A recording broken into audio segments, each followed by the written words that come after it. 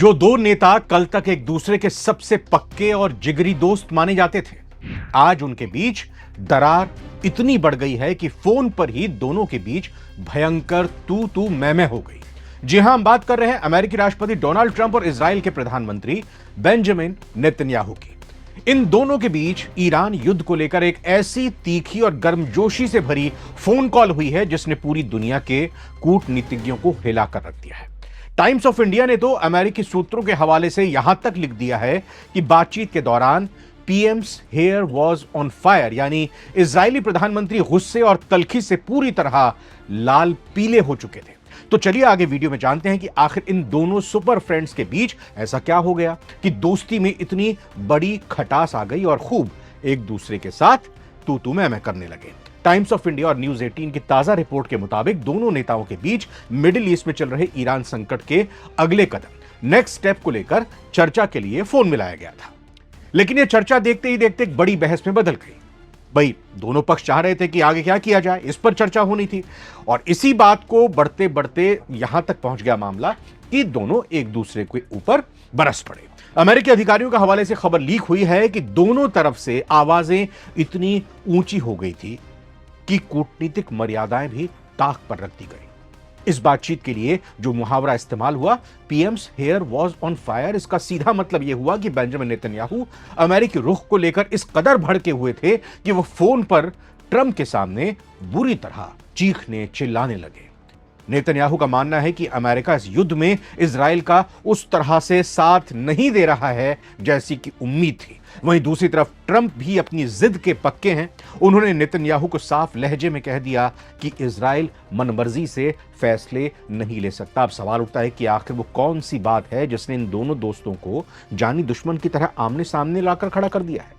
अमर उजाला की रिपोर्ट ने इस पूरे विवाद की जड़ को उजागर किया है। असली विवाद है ईरान पर हमला बनाम ईरान से समझौता। जी हां, दोनों ही पक्षों की इस वक्त अपनी अलग अलग रणनीति बनाई दिखाई देती है, क्योंकि चाहे पिछले साल की 12 दिन की युद्ध की बात हो तब दोनों साथ थे, या अभी शुरुआती 40 दिन के युद्ध की बात हो, सीज फायर से पहले की स्थिति, दोनों एक दूसरे के साथ थे। लेकिन अभी ईरान पर दोनों देशों की रणनीतियों में बदलाव आ गया है और यही टकराव की स्थिति बनती दिख रही है। अमेरिका और ट्रंप की अगर बात को समझें, माने, उनके आगे की स्ट्रैटेजी को देखें तो समझौता और शांति वो चाहते हैं।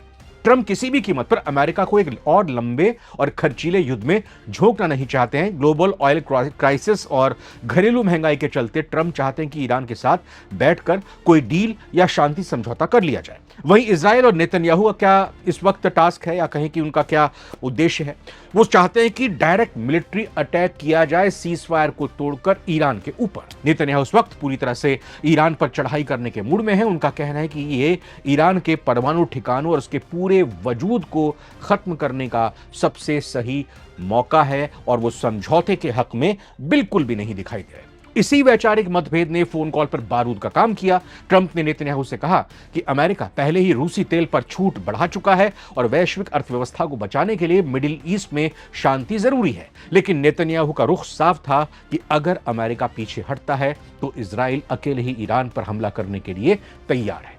नेतन्याहू को लग रहा है कि ट्रंप उन्हें धोखा दे रहे हैं, जबकि ट्रंप को लग रहा है कि नेतन्याहू उन्हें जबरन एक महायुद्ध की आग में ढकेलना चाहते हैं। ट्रंप और नेतन्याहू की यह जंग सिर्फ दो नेताओं की ईगो की लड़ाई नहीं है, यह इस बात का संकेत भी है कि अब अमेरिका और इजराइल के हित आपस में टकराने लगे हैं। दोनों के अंदर जो गर्मजोशी थी पहले, दोनों नेताओं के अंदर, खासतौर पर अगर बात की जाए दोनों देशों की नहीं, दोनों नेताओं में, तो वो फिलहाल नहीं दिखाई दे रही है। अगर इजराइल अमेरिकी राष्ट्रपति की सलाह को दरकिनार करके ईरान पर बड़ा हमला बोल देता है तो अमेरिका के पास खाड़ी देशों में अपने बेस को बचाने के लिए युद्ध में कूदने के अलावा कोई रास्ता नहीं बचेगा। और अगर इजराइल रुक जाता है तो नेतन्याहू के लिए यह घरेलू राजनीति में बहुत बड़ी हार होगी। खैर, इस कड़वी बातचीत के बाद एक बात तो साफ है कि अंतर्राष्ट्रीय राजनीति में कोई भी रिश्ता स्थायी नहीं होता। ट्रंप की अमेरिका फर्स्ट की नीति के आगे आज इजराइल की जिद भी फीकी पड़ती दिखाई दे रही है। वैसे आपको क्या लगता है, क्या ट्रंप का ईरान से समझौता करने का फैसला सही है या नेतन्याहू का ईरान पर हमला करने का स्टैंड जायज है? अपनी राय नीचे कमेंट बॉक्स में जरूर साझा करें। नमस्कार।